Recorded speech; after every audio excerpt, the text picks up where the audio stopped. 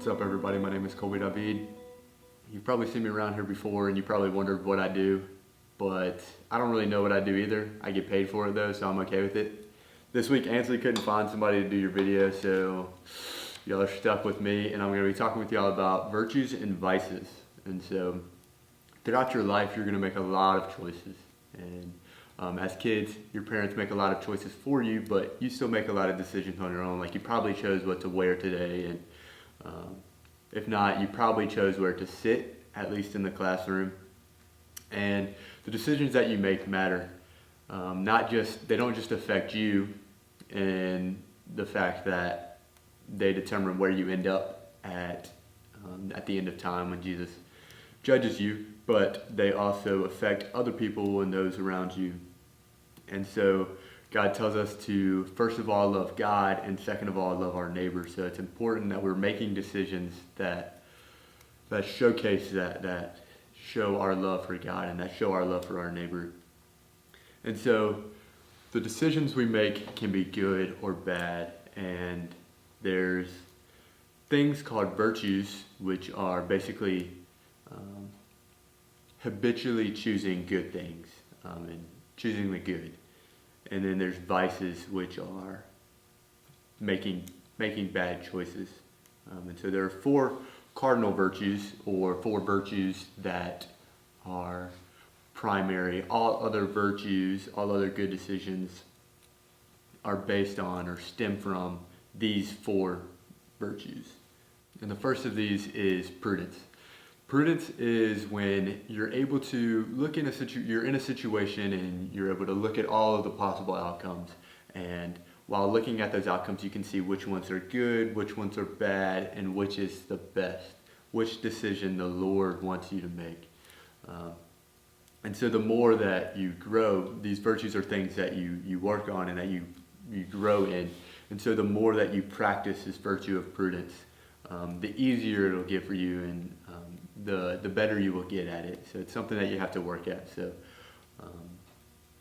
it's not easy. It's definitely not easy at first, but the more you work on it, the easier it gets for you. And so like with prudence, the more situations that you find yourself in, the more experience you have, you're able to use that experience to see, okay, this is what happened last time I did that, and that is not a good decision. And you're able to better handle those situations and see what is good and what is bad. The next cardinal virtue is justice, and you've probably heard of like superheroes talking about justice, or police officers handing out justice, or judges. But in the Christian sense, what justice means more than that. And so justice is giving to God and to others that which they deserve. And so for God, what God deserves is, first, He deserves our worship of Him.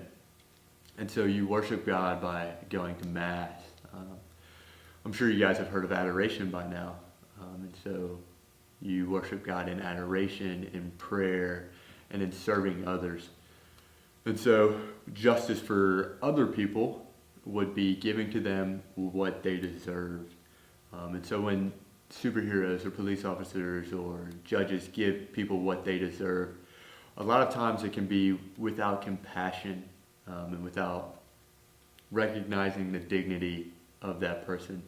And so recognizing the fact that God loves that person, and so we should treat that person the same way. Not to say that if they commit a crime, they shouldn't be punished for their crime, but just to, in all circumstances, remember that that person is loved by God, and so we should treat them that way. And so the justice that we should give them should be bringing them up, and it should be helping them, and it shouldn't just be punishing them, but it should also help them. And the next cardinal virtue is fortitude, or bravery, or courage.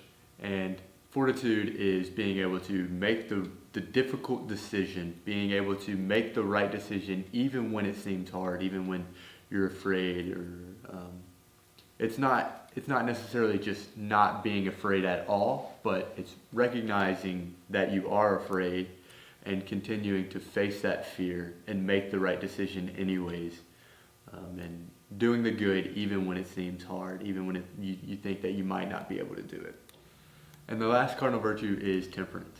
And so temperance has to deal with your desires, what you want, and doing things in a way that you don't do too much of one thing at the cost of another thing. And so there are many, many good things, and temperance helps you to choose the good things in a way that you aren't missing out on any other good things, or you aren't choosing the good things in a way that they become bad things. So a good example of this would be food.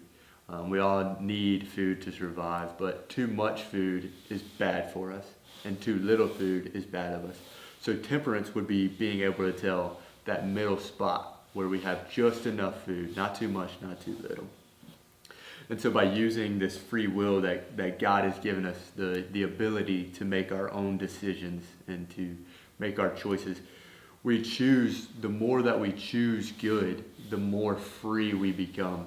And then the more evil that we choose, the more sin that we commit, the less free we are, the more likely we are to continue to commit those sins. And the more bound to sins you become, kind of like an addiction, you're just stuck with that sin. But the more free you are, you choose good things out of freedom, and you're able to exercise your freedom in a more fuller capacity. And so with this free will, we should choose the good, and we should choose to treat those around us well, and we should choose to give God that which he deserves. We should worship God.